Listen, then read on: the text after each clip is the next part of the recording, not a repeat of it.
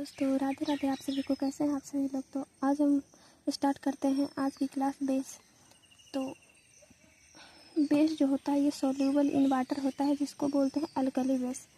Normal base उसे बोलते हैं जो वाटर में सोल्यूबल नहीं होता है, लेकिन अल्कली बेस या अल्कलाइन उसको बोलते हैं जो वाटर में सोल्यूबल होता है।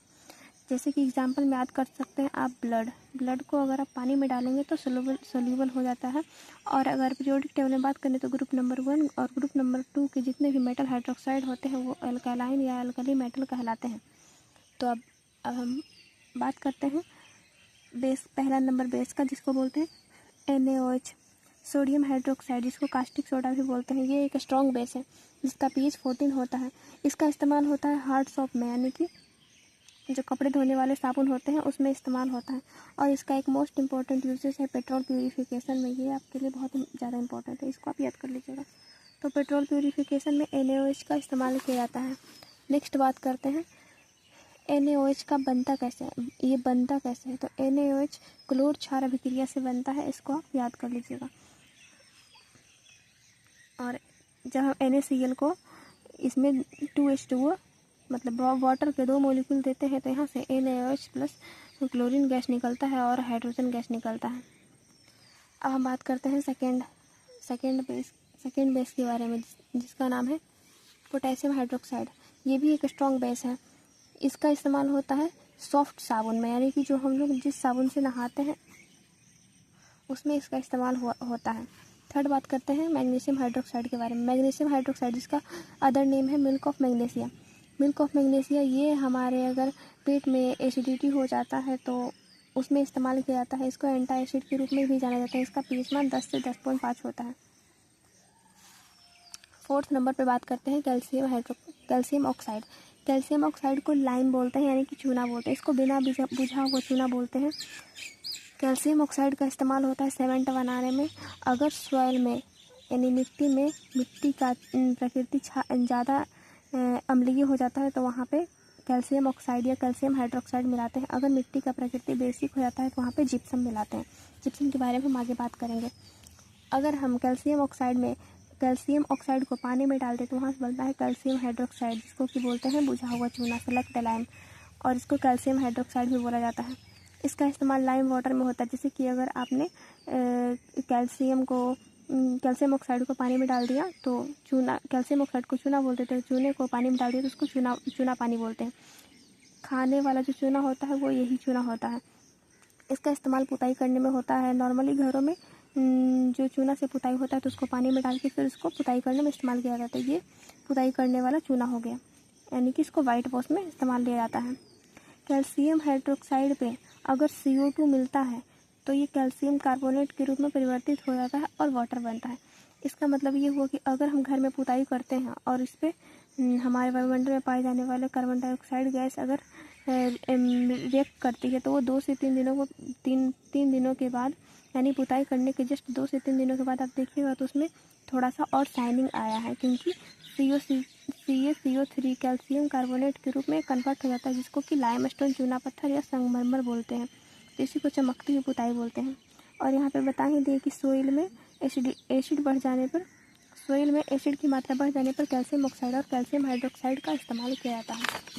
अब नेक्स्ट हम बात करते हैं जिंक ऑक्साइड का। जिंक ऑक्साइड, जिसको कि JnO बोलते हैं। इसका अदर नेम है philosopher wool, flower of zinc, निक सलवा या सफ़ेद वर्क।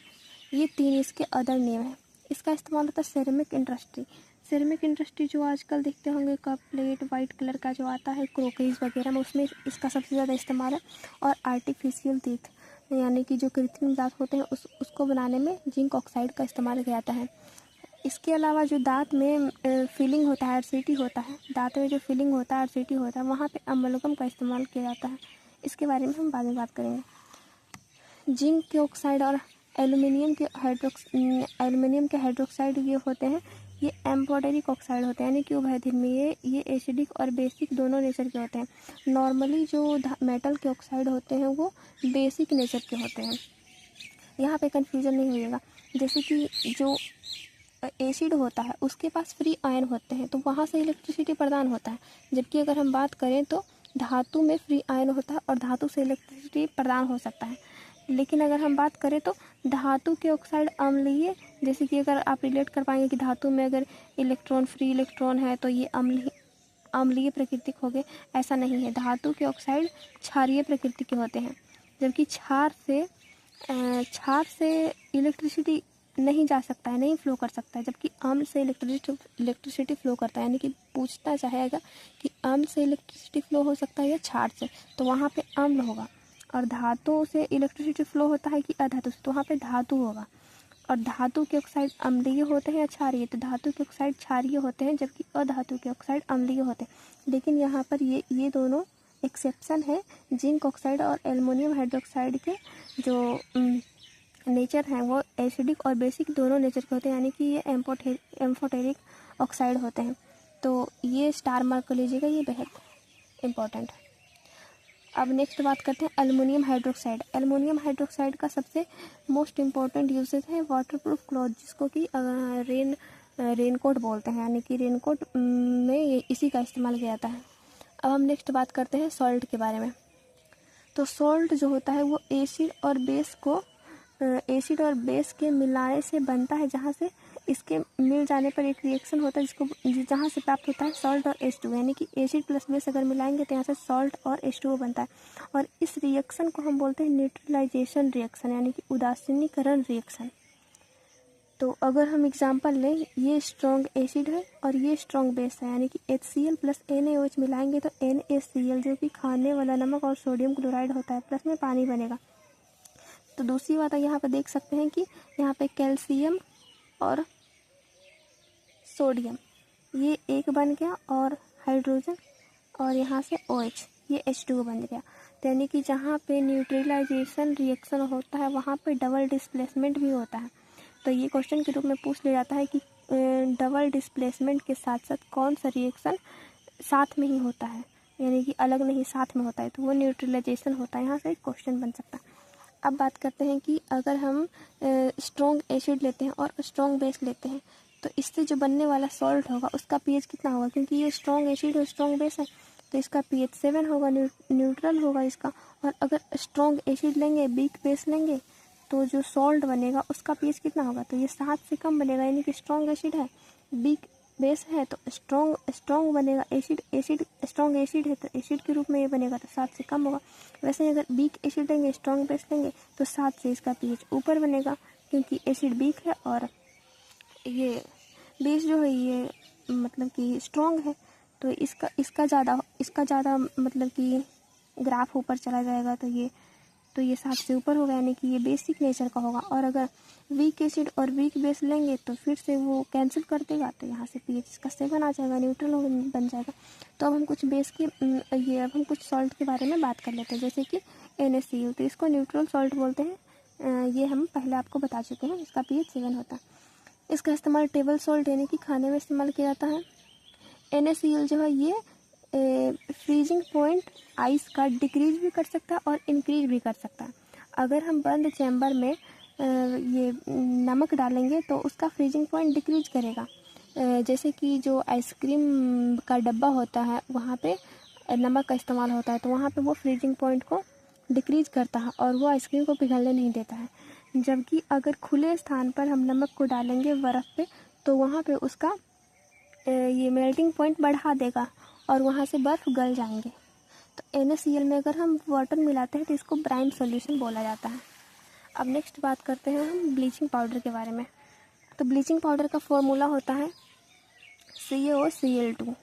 ये बनता कैसे है, जब कैल्शियम हाइड्रोक्साइड पर क्लोरीन गैस प्रवाहित किया जाता है तो यहाँ से ब्लीचिंग पाउडर और H2O गैस निकलता है, और कैल्शियम हाइड्रोक्साइड को चूने का पानी बोलते हैं। तो यहाँ पे ये लिखा हुआ है। अब इसका बात करते हैं इस्तेमाल कहाँ पे होता है। तो ब्लीचिंग पाउडर का इस्तेमाल जैवनाशक में होता है, माइक्रोब्स को मारने में होता है। जैसे कि इसको पानी कहीं गंदा हो गया है तो कुएं में डाल दिया जाता है, या फिर कहीं पे पानी जहाँ पे गिर रहा है वहाँ पे थोड़ा काई वगैरह हो जाता है तो वहाँ पे डाल देते हैं, तो वहाँ पे क्लीन हो जाता है। वही इसका काम वाटर प्यूरिफिकेशन में होता है। इसका other name calcium oxy chloride या फिर ब्लीचिंग एजेंट भी इसको बोलते हैं। नेक्स्ट हम बात करते हैं सोडियम बेंजोएट का। तो ये फूड प्रिजर्वेटिव के रूप में काम आता है, जैसे कि जो भी फूड पैक्ड ये पैक्ड आइटम होते हैं या फिर हमारे कोल्ड ड्रिंक या जो भी हो, जो पैक्ड आइटम होते हैं, तो उसमें सोडियम बेंजोएट मिलाया जाता है उस एज ए प्रिजर्वेटिव के रूप में, ताकि उसका टाइम ड्यूरेशन लंबे समय तक चल सके। तो इसका फॉर्मूला होता है C6H5COONA। इसको याद कर लेना, इंपॉर्टेंट है। C6H5COONA इसका वही इस्तेमाल होता है सॉस में, जूस में इत्यादि। अब हम बात करते हैं एलम और पोटासियम यानी कि फिटकिरी।